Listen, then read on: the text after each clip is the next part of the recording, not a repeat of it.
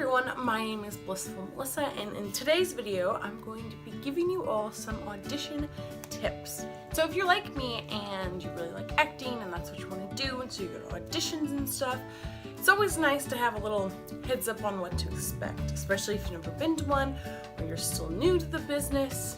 So I thought I would share some of my knowledge. It's not huge. I'm not like a professional actor or anything. I don't have years and years of experience.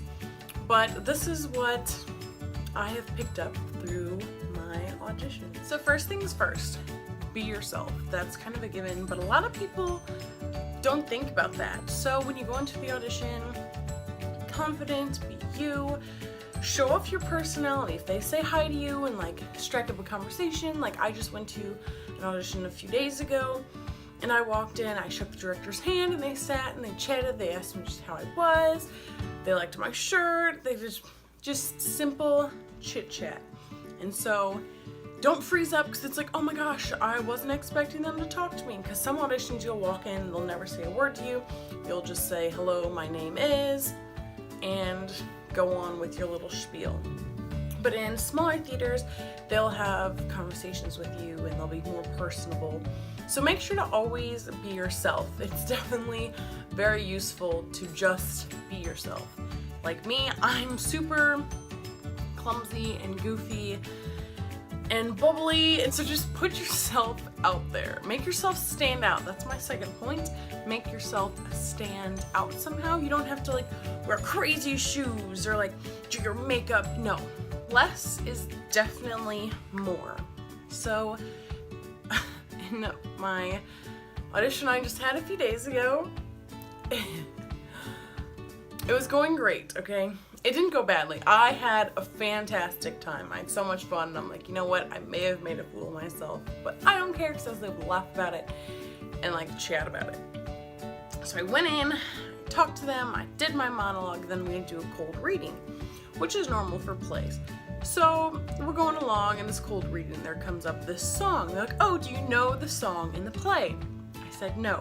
They're like, okay, so just sing the tune of Mary Had a Little Lamb. Sounds pretty simple, right? Just sing Mary Had a Little Lamb. But what did I do? I sang the lyrics to the song I didn't know to the tune of Mary Had a Little Lamb. The simplest little thing. They stopped me and was like, oh, no. You can just sing Mary Had a Little Lamb. And I was like, oh my gosh. What? Your mind goes to a funky place in audition. At least mine does. Like, I love auditioning and stuff. But sometimes common sense just kind of leaves. And you just put yourself out there, and I was like, here I am. Singing this song, random lyrics, tune of Mary Had a Little Lamb, woo! And I mean, I had a great audition. I had fun. After that, I sang Mary Had a Little Lamb. We continued on with the cold reading, and we chatted some more, and out I went. So even if they hated me, they will remember me as the girl who sang the lyrics to the song to the tune of Mary Had a Little Lamb. Next, you are always going to want to have extra headshots and resumes in your binder. It's very important to have those, because sometimes they might want 2 resumes or 2 headshots. They might want more than just one, or they might not want one at all. They might just have you copy it down on a piece of paper, like on their audition form and stuff, and then say, oh, we don't need your resume. So then you can save your resume. But it's always nice to have at least 2 or 3 copies of both in your audition book. I have a little binder that I keep it all in. Something I've also noticed when auditioning is, so before you go into audition, you're in the room with all these other people who are there to audition as well. And so many times it's awkward. It's like you're sitting there, you have no one to talk to, you're on your phone, everyone else is on their phone. Try and talk to someone. I mean, unless they don't want to talk, or if you're not a huge talking person. I love talking. So I was sitting down at this table myself. There's an older gentleman sitting at a table by himself, and I was like, can I come sit with you? And he was like, sure, come sit with me. So I picked up my stuff and sat down next to him and chatted for like 15-20 minutes. We had a mutual friend. Like, what? That's crazy, right? And so it was just I don't know, we were able to wish each other good luck, and when he came out and he said bye as he left, and you know, I was like, I met someone at this audition. Because think about it, you're all there for the same purpose. If you all end up working together, you're gonna have to know each other, or at least be acquaintances, so why not chat with people while you're waiting? Also, at bigger auditions, you'll see the same people. I met someone in St. Louis at an audition, and then a few weeks later, I was in an audition in Minneapolis, and they were there. Small world, the theater world is. But still, it's like, if I wouldn't have talked to her in St. Louis, I wouldn't have known who she was in Minneapolis. So, you never know. It's nice to see a friendly face too in the audition world. So my last kind of advice is to practice your audition material daily. If it's something that you have an audition in like a month or so, start now. You can never be too prepared. Just sing it. You wake up and sing it before you go to bed, when you're in the car, or if it's a monologue or anything. Just let it run through your head. Not too much that you get confused or that it's like taking over, but you should pretty much read your monologue or through your song as much as you can. You don't even have to sing it. You can just read the words and the rhythms every day to ingrain it in your mind. So when you get to your audition, no matter what happens, you will keep going. Even if the pianist plays it faster than you ask them to, or slower, you're not like, oh my gosh, I only know it at this one tempo because that's how it is in the song. Listen to, don't do it that way. Just play it on the piano if you can, or you can listen to the song, but get the score and look at it and really count out the rhythms and feel it. Practice it at slower speeds and faster speeds. Try running around your house and then standing still to sing it, because in your audition, and some of them, you'll get really hyped up and you'll be, you know, shaking, your breath support will be weird, so that way you'll be prepared for anything. It came in handy when I had juries in college, you know, because you walk in and it's like, oh my gosh, this is your final, there's faculty sitting there, and so I would, in the practice room, like do jumping jacks or something, get myself all hyped up, and then like take a breath, try and like calm my heart rate down, and then begin singing the song. By doing that, even if you don't do that in the audition, if you're like breathing's totally fine, you're prepared, because nothing is worse than not being prepared. Now before I wrap up, those were all the tips, but I wanted to show you guys my little backpack that I bring with me that has all of my audition stuff in it and what I usually bring to a normal audition. So this is my nifty backpack. It was my school backpack, you know.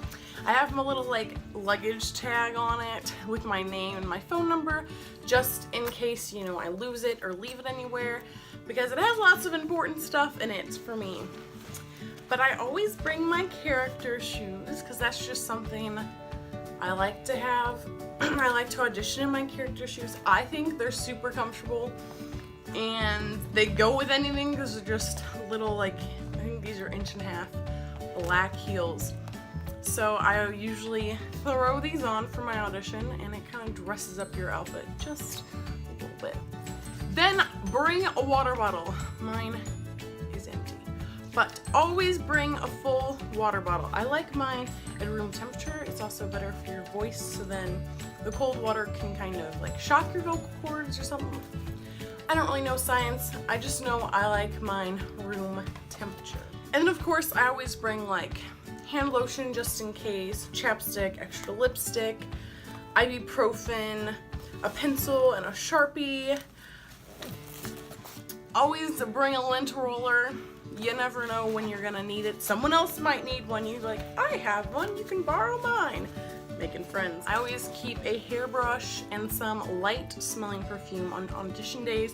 I don't wear heavy perfume because I just feel like you're in a close proximity with some people, and some people might have sensitive noses. So this is the Happy Vibes Fine fragrance from Bath & Body. It's of their new collection. I've been loving it.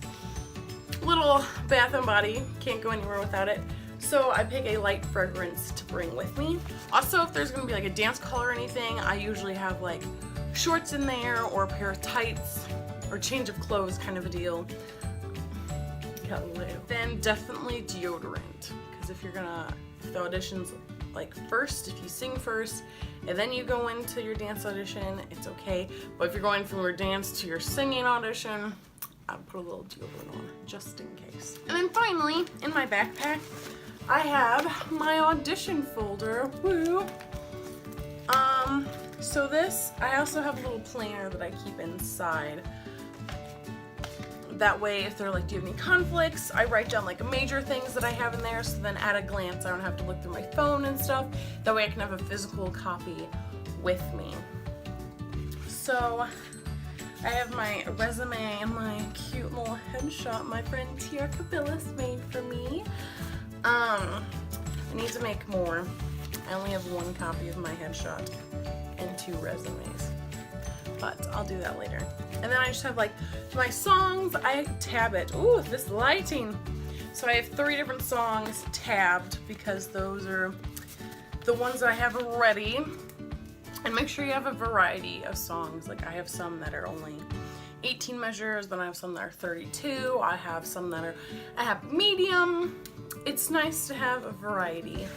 And then in the back of this, I do have opera songs in here because I do sing opera. And so for those auditions, it's nice to have one in there. But then in the back, I have a range of, oh, you really can't see. I don't know what I'm trying to show you. In the back, I have a range of different monologues that I can pull from. If it's like, oh, we need a minute monologue or a 30-second one. Or you kind of have free range. If it's an edgier one, I have like more edgier monologues or more like conservative monologues, just depending on the company. And then that way I have it all in a nice binder, so that way when I give it to the accompanist, it's all together. It has my name on the book. There's a pen in there. I always keep a pen in there because when you're filling out forms, they won't always have pens for you. And it's better to fill it out in pens and pencils. I have a Sharpie, but I'm not gonna be that person filled out with a Sharpie. So that was my little audition tips, what I bring to an audition, yada yada. Most importantly, if you don't get anything from the video, just be yourself, have fun, and be confident in all the choices you make, because once you do it, you can't go back and change it. So just be bold and do what your gut's telling you to do and put yourself out there. I'll see you all soon. If you enjoyed this video, please make sure to like, comment, and subscribe, and ding the little bell if you want it notified when I upload new videos, which I try and do every Tuesday and Friday. Sometimes more than often, sometimes less, but who cares? I'll see you all soon. Bye!